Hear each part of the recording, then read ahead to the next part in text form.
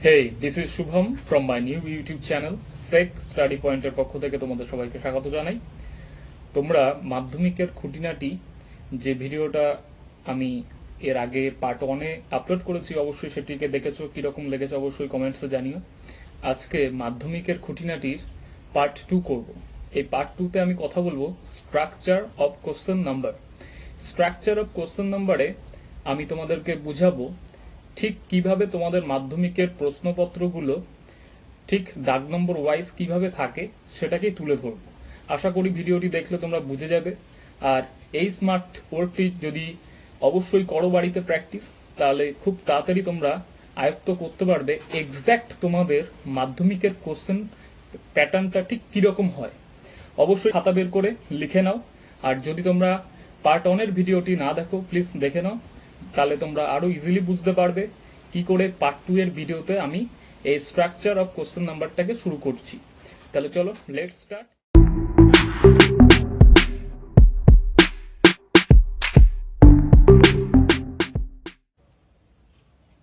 তোমরা দেখতেই পাচ্ছ আমি এখানে লিখেছি স্ট্রাকচার অফ কোশ্চেন নাম্বার।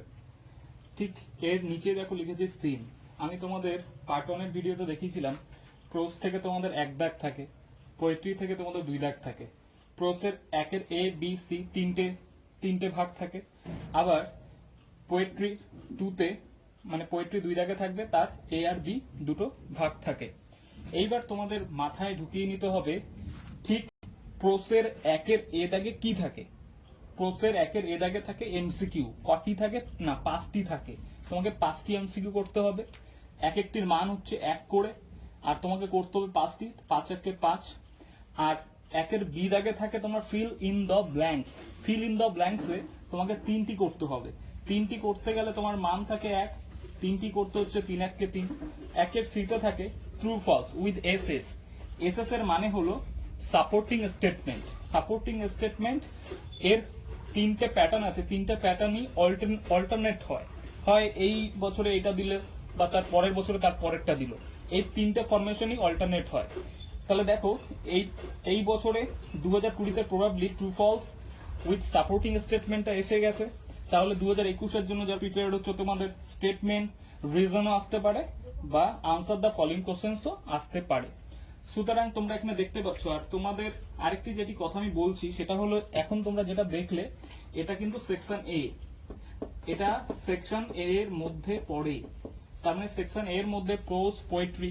প্রোজের থেকে আবার বলছি এক দাগের এ বি সি 3টে ফরম্যাট হবে। এই 3টে ফরম্যাটের মধ্যে তোমরা দেখতে পাচ্ছ 5 থাকবে। এমসিকিউ কমপ্লিট করলে 5 এ 5, fill in the blanks complete করলে 3 এ 3, আর true false statement reason answer the following questions, এই ভাগটা থেকে তোমাদের যে কোনো দুটো অ্যাটেন্ড করতে হবে। ট্রু ফলস যদি দেয় দুটো, এক একটার মান হবে 2 করে। বোঝা গেল? এক একটার মান 2 করে। আর তোমাকে কটি করতে হবে? 2টি করতে হবে। তাহলে 2টি করতে গেলে 2 দুগুণী 4 তুমি এখান থেকে পেয়ে যাচ্ছ। তাহলে 5 3 8 4 12। তাহলে এই ফরম্যাটটা কিন্তু তুমি 12 কমপ্লিট করে ফেললে। এইবার পোয়েট্রির থেকে তোমার 2 দাগ থাকে। 2 এর এতে এমসিকিউ করতে হবে, যে কোনো কবিতায় দিক না কেন। মনে করো 2020 তে তোমাদের 10 নেইল কবিতাটা এসে গেছে। তাহলে এই 2020 তে 10 নেইল কবিতার থেকে কি এসেছিল? না, এসেছিল হচ্ছে 4টি এমসিকিউ ছিল। আর কি ছিল? আর ছিল, দেখো আমি 2020 বলে লিখে রেখেছি, আনসার দ্য ফলোইং কোশ্চেন্স এ 2টি প্রশ্ন ছিল। তাহলে মনে করো আনসার দ্য ফলোইং কোশ্চেন্স যদি না থাকে, তোমার কিন্তু আসবে ট্রু ফলস আসবে। তাহলে ট্রু ফলসও তোমার কিন্তু তোমার করতে হবে 2টি। তাহলে ভালো করে দেখো, এইখানটা একটু ভালো করে বুঝবে। 2018-19 কিন্তু পরপর 2 বছরে রিপিট করেছে।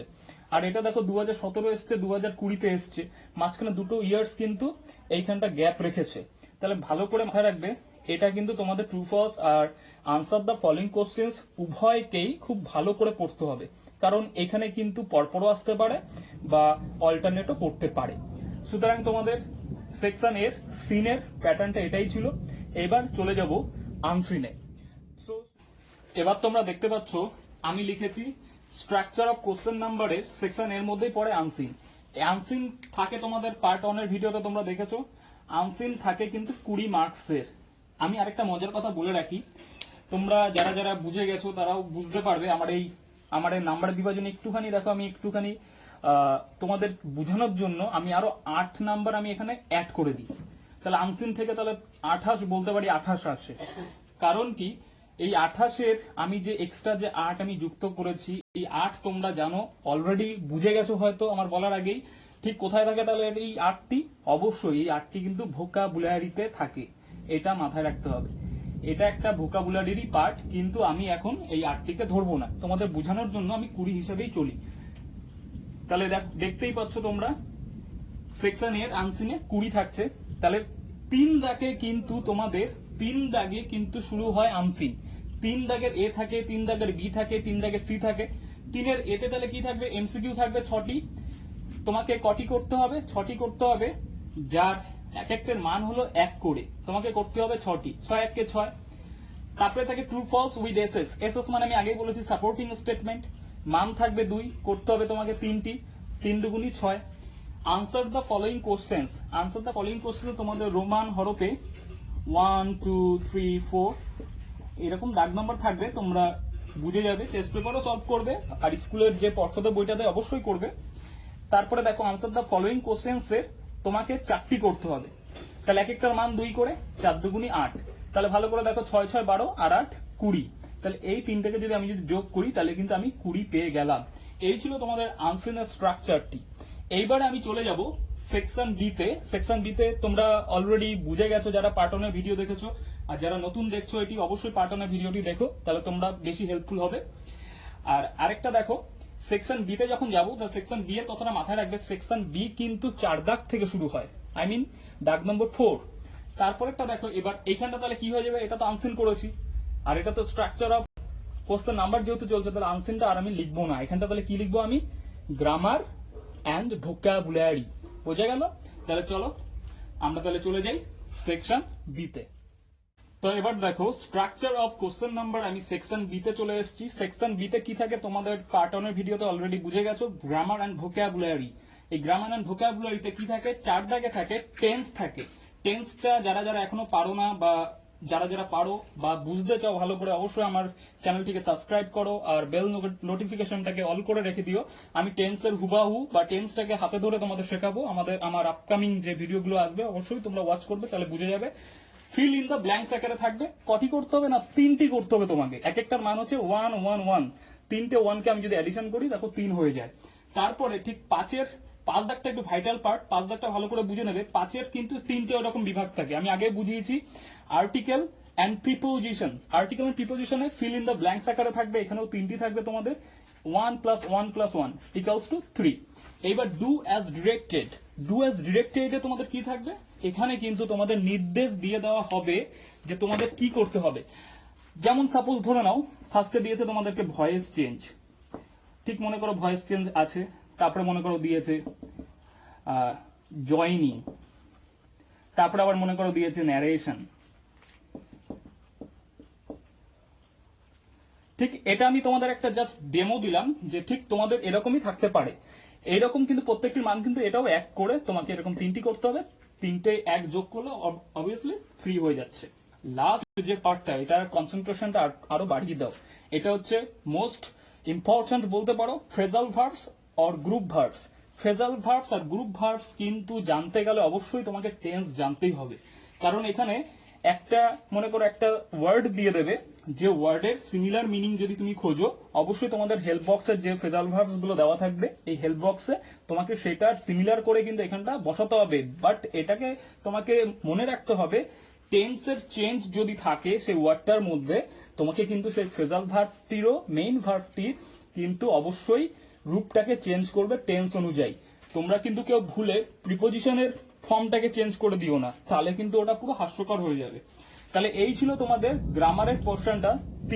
4টে 3কে দেখো যোগ করে তোমাদের 12 কিন্তু এখান থেকে কমপ্লিট হয়ে যাচ্ছে। তার মানে আমার কিন্তু গ্রামারের পোর্শন কিন্তু কমপ্লিট। আমার এখন কি বাকি রইলো? তাহলে ভোকাবুলারি। এই ভোকাবুলারিতে গেলে তোমরা ঠিক ওই একটু আগে আমি আনসিনের যে 8 নম্বর যে তোমাদের বুঝাচ্ছিলাম, সেই 8 নম্বর কিন্তু তোমরা এই ভোকাবুলারির মধ্যেই পাবে। তাহলে চলো ভোকাবুলারি এবার দেখে নিই। এবার দেখো ভোকাবুলারিতে চলে আসলাম। ভোকাবুলারিও কিন্তু একটা সেকশন বি এর পার্ট। এবার আগেরটা তোমরা দেখবে গ্রামারে যেরকম 4 দাগ ছিল 5 দাগ ছিল, ঠিক এবার ভোকাবুলারির পার্টটা কিন্তু তোমাদের ঠিক 6 দাগেই থাকে। আর এই ভোকাবুলারি থেকে কিন্তু তোমাদের থাকছে 8। আমি এই 8-এর কথাই আনসিনে বলেছিলাম। যাই হোক, তোমাকে এখান থেকে কি করতে হবে, মনে করো এখানে তোমাদের কিছু ওয়ার্ড দেওয়া থাকবে, সেই ওয়ার্ডের সিমিলার বা কোনো ডেসক্রিপশন যদি দেওয়া থাকে তার কোরেসপন্ডিং ওয়ার্ডটা ঠিক তোমরা যে আনসিনটা পড়েছিলে সেকশন এর যে আনসিনটা থাকবে সেখান থেকে কিন্তু তোমাদের এই ওয়ার্ডের মিনিং অনুযায়ী, অর্থ অনুযায়ী কিন্তু সেখানকার সিমিলার মিনিংটি বা সিমিলার ওয়ার্ডটি বা কোরেসপন্ডেন্ট ওয়ার্ডটিকে কিন্তু খুঁজে এনে তোমাকে এইখানটা বসাতে হবে। বোঝা গেল? এবার যদি মনে করো কোনো টেন্সের যদি অবশ্যই চেঞ্জ যদি থাকে, অবশ্যই টেন্সের চেঞ্জটাও কিন্তু করতে ভুলবে না। তাহলে এই ছিল তোমাদের ভোকাবুলারির পুরো পার্টটি। তো ভিডিওটি কেমন লাগছে অবশ্যই কমেন্ট সেকশনে জানিও। আর এই ধরনের ইনফরমেটিভ ভিডিও পেতে গেলে অবশ্যই আমার চ্যানেলটিকে সাবস্ক্রাইব করো, বেল নোটিফিকেশনটাকে অল করে রেখো, যাতে আমার লেটেস্ট আপডেটেড ভিডিওস গুলো তুমি সবার আগে পাও। আর অবশ্যই লাইক করতে ভুলবে না, এবং তুমি যদি এখান থেকে কিছু শিখে যদি থাকো অবশ্যই বন্ধুদের সাথে শেয়ার করো, যাতে তোমার বন্ধু উপকৃত হতে পারে। তাহলে চলো এবার তাহলে কোথায় চলে যাব, লাস্ট সেকশন, যেটা খুবই মজাদার সেকশন, সেটা হলো সেকশন সি, যেখানে কি থাকে, অনলি রাইটিংস। তাহলে চলো চলে যাই সেকশন সি তে। দেখো এবার আমি রাইটিংসটাকে বুঝাবো। এবার আমি চলে আসলাম গ্রুপ সি, মানে তোমাদের লাস্ট সেকশন। এখানে তোমরা রাইটিংসটাকে বুঝবে। 7 দাগ 8 দাগ 9 দাগ 7 8 9 এ কিন্তু অনলি রাইটিংস থাকে তোমাদের। কটি থাকবে না, 3টি থাকবে। 3টির এক একটা ধার্যমান কিন্তু 10 10 করে, তা 3টে 10কে যোগ করলে 30 হয়।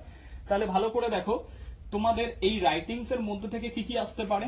সাপোজ আমি এখান থেকে কিছু তোমাদের সাথে ডিসকাস করছি, তোমরা অলরেডি জানো কি কি থাকতে পারে। মনে করো লেটারের মধ্যে ফর্মাল ইনফর্মাল যেটা আছে উভয়টাই কিন্তু ভালো করে স্টাডি করবে। স্টোরি রাইটিং থাকতে পারে, রিপোর্ট রাইটিং থাকতে পারে, তারপরে মনে করো ডায়লগ রাইটিং থাকতে পারে, আমি ইটিসি বলে লিখে রাখলাম, ঠিক আছে, প্রসেস রাইটিং থাকতে পারে, এটসেট্রা।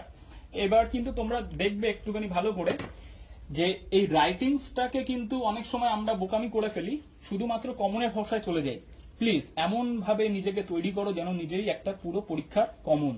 তার মানে যে কোনো আনকমন জিনিসই হোক না কেন তুমি যেন বানিয়ে লিখতে পারো, সেই অভিজ্ঞতাটা কিন্তু অবশ্যই তৈরি করে তারপরেই কিন্তু যেও। এবার যারা যারা মনে করো বানিয়ে লিখতে পারো না, অবশ্যই আমার এই চ্যানেলটিকে সাবস্ক্রাইব করে আমার এই চ্যানেলে অবশ্যই আপকামিং ভিডিওগুলো দেখো তুমি শিখতে পারো নাকি, এবং আরো কি কি তোমরা ভিডিও চাও, তোমাদের ডিমান্ডিং ভিডিওস গুলোকে অবশ্যই জানাবে।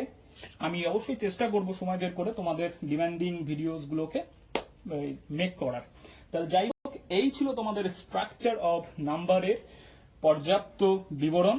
এইবার দেখো আমি একটুখানি ছোট করে একটুখানি লিখে লিখে দেখাচ্ছি।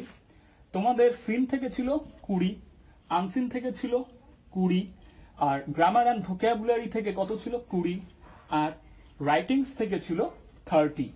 সবকটাকে অ্যাডিশন করে দেখো, এইখানে কিন্তু তোমরা 90 মার্কসকে কভার করতে পারলে। তাহলে এই ছিল তোমাদের ডেসক্রিপশন বা এই ছিল তোমাদের ডিসকাশন। এইবার যদি তোমাদের কোনো প্রশ্ন যদি থাকে অবশ্যই আমাকে কমেন্ট সেকশনে এসে জানাও, আর অবশ্যই আমার ভিডিওটিকে লাইক করতে ভুলবে না, আর বন্ধুদের সাথে শেয়ার করতেও ভুলবে না। তো এটাই ছিল তোমাদের স্ট্রাকচার অফ কোশ্চেন নাম্বার এর ডিসকাশন। ভিডিওটি কেমন লাগলো অবশ্যই জানিও। এই ধরনের আরো ইনফরমেটিভ ভিডিও পেতে গেলে অবশ্যই আমার চ্যানেলটিকে সাবস্ক্রাইব করো, পাশের বেল নোটিফিকেশনটাকে অল করে রাখো, যাতে করে আমার লেটেস্ট আপডেটেড ভিডিওস গুলো তুমি সবার আগে পাও। চলো দেখা হচ্ছে পরের নতুন আপকামিং ভিডিওতে।